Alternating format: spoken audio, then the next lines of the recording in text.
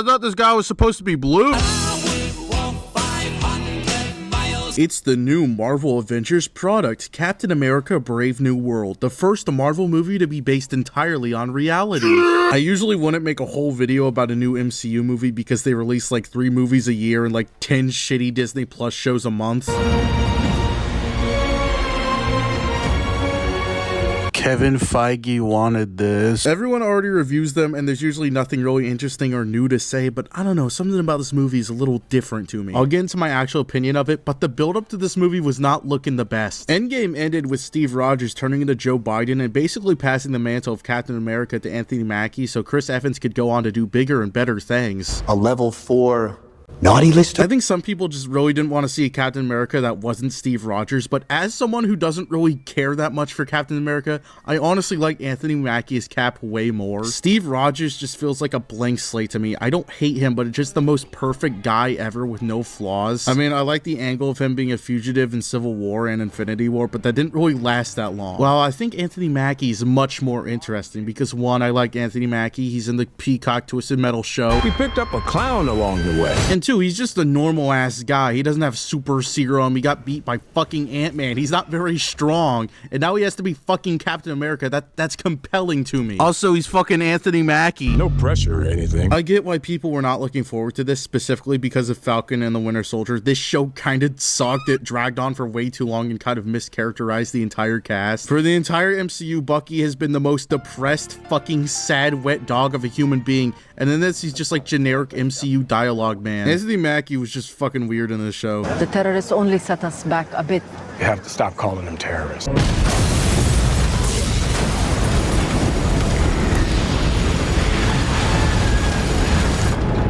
There's still people in there. You have to stop calling them terrorists. Okay, I get what they're trying to do, but terrorists always have motives. That's why they're fucking terrorists. They're also terrorists because they fucking kill people. You can make them sympathetic in your story, but that's what it is. You've got to do better, Senator. The best part of this show is John Walker, who they introduced as a random-ass guy the government chose to be the new Captain America. Like, it's just this weird PewDiePie-looking motherfucker. The idea is cool, they just fuck up the execution by making John Walker way too likable, and every other character acts like he's fucking Homelander. He's just like a guy. The worst thing he does is kill one of the terrorists, but that's immediately after the terrorist just killed his best friend. Like, it would be one thing if that didn't happen, but it did. The show acts like most of the superheroes in the MCU have not killed at least a couple people. In Guardians 3, fucking Star-Lord grabs one of the High Evolutionary's goons and kills him by slamming into the ground, go like 50 miles per hour, and then they just spare the High Evolutionary even though he like blew up an entire fucking planet.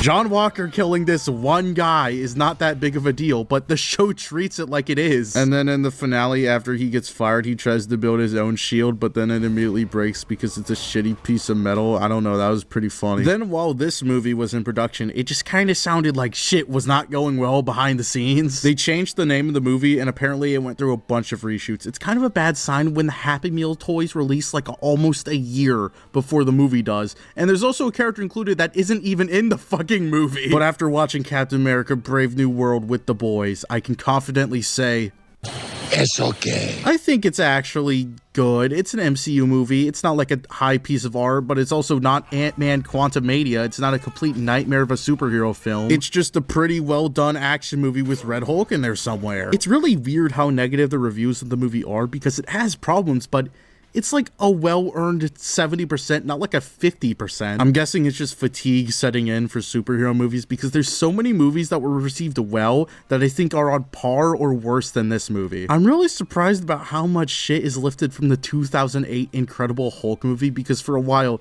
it was kind of up in the air with how canon it was. And these fucking movies love continuity between the other movies, so they didn't reference it much, but now they finally are, especially with this one. I mean, the main conflict is built off a bunch of plot points that started in that movie. Thaddeus Ross was introduced in Incredible Hulk and went on to be in a couple more MCU movies, but the original actor did something called die, so yeah, they kind of had to recast him. They never explain it, and I'm so glad they don't try to. Like, I was afraid they were gonna go like Thaddeus Ross was replaced by a variant from a different quantum verse, but no, he's just Harrison Ford now, which is fine. That's how recasts should be done. Thaddeus Ross is now the president, and I really like Harrison Ford's performance. I thought he was just gonna be like an old confused man on stage doing Red Hulk mannerisms. But not only does it make sense for him to be an old confused man while playing the president, he also actually sold his performance. The entire movie, he's just stressed as fuck because he has to be the president while like 15 different conflicts are happening, and you totally feel the pressure. Harrison Ford has always been a good actor, but with this, it really feels like he's trying to prove something. He famously hates only being known for Han Solo, and it feels like he's trying to get into the MCU with a good performance so people will finally stop asking him about fucking Greedo. Do you have any pets?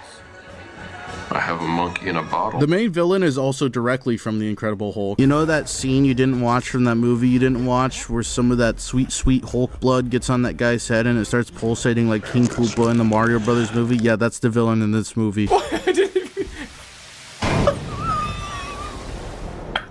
His name is the Leader, and it's kind of funny how after he's finally brought back, he's not fighting the Hulk, he's fighting Anthony Mackie. I'm surprised, though, that this plot point from like 17 years ago is finally coming back. Now they just have to answer where the fuck Michael Mando Scorpion is. The voice he's doing reminds me a lot of Ezekiel Sims, the fucking villain from Madam Web whose lines don't match his lips. They're teenagers now, but in the future, they have powers, and they will try to destroy me. I came from nothing, less than nothing. I will not give up everything I've built and have my life cut short. It sounded like him, which just made me like the Leader more because that character is really fucking funny. Where's my spider?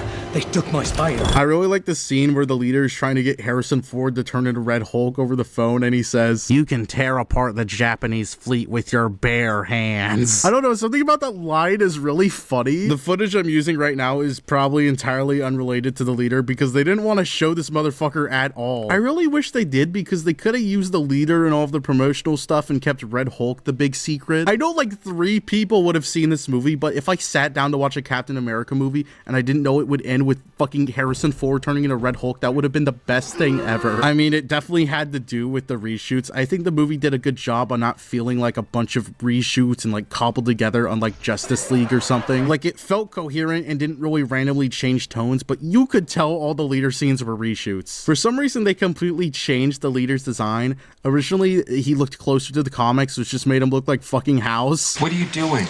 Level 4. But in the final movie, they changed it, so now he has this weird popcorn brain head thing going on. I'm gonna be honest, I think this design does work for the type of movie this is, but I don't really see the reason for getting rid of his facial hair. I think that would have been a good middle ground between both designs. They already made the goddamn Funko Pops. There's no going back. There's a bunch of other reshoot things, like apparently Giancarlo Esposito's character Sidewinder just wasn't even a thing, and instead more or less that character's role would be filled by a different character named Diamondback. She's affiliated with the Serpent Society in the comics. I really don't know anything about this character, so I don't really care. It's also not that noticeable because I'm guessing Sidewinder just completely took her role, but it's kind of weird that there's a completely cut main character and actress in this movie, and also, again, the McDonald's toy. There's so little conflict and death in this movie that it almost feels like there's no spoilers. Like, nothing really affects anything else in the MCU, and even by itself, everything kind of just resets to the status quo, other than Harrison Ford is not the president, but we just got introduced to him being the president, so it really doesn't matter. But if you want a real spoiler warning, here it is.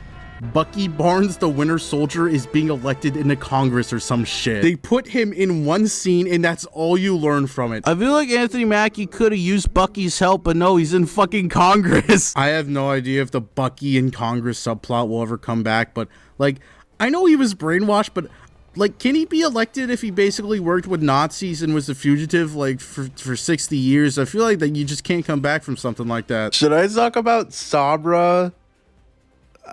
She's like barely in it. I don't even know how she survived the reshoots. Other than that, there's the new Falcon, I guess. He was fine. I was a little afraid because I completely forgot he was even a character in Falcon and the Winter Soldier. And then they released this terrible Microsoft commercial where he's like making his suit with AI and shit. It made this movie look like it was going to be a complete shit show. But I actually like the new Falcon. I actually think him and Anthony Mackie's chemistry might be better than the original Captain America duo. They didn't really feel like the best of friends there. Steve Rogers was so focused on Bucky during most of the movies that Falcon just completely fell to the wayside. To the point, it was kind of confusing when Steve gave the shield to Anthony Mackie and not Bucky. He was so damn obsessed with Bucky the entire MCU, it just felt like that's where it was going. And now Bucky's running for Congress, so maybe you should have given that shield to him. Overall, I think the movie was pretty enjoyable. It's just another fun run-of-the-mill Marvel movie. I don't remember if I start giving ratings in these videos, but it's gonna have to be a 7 out of 10 for me, dog. Could've used more Red Hulk.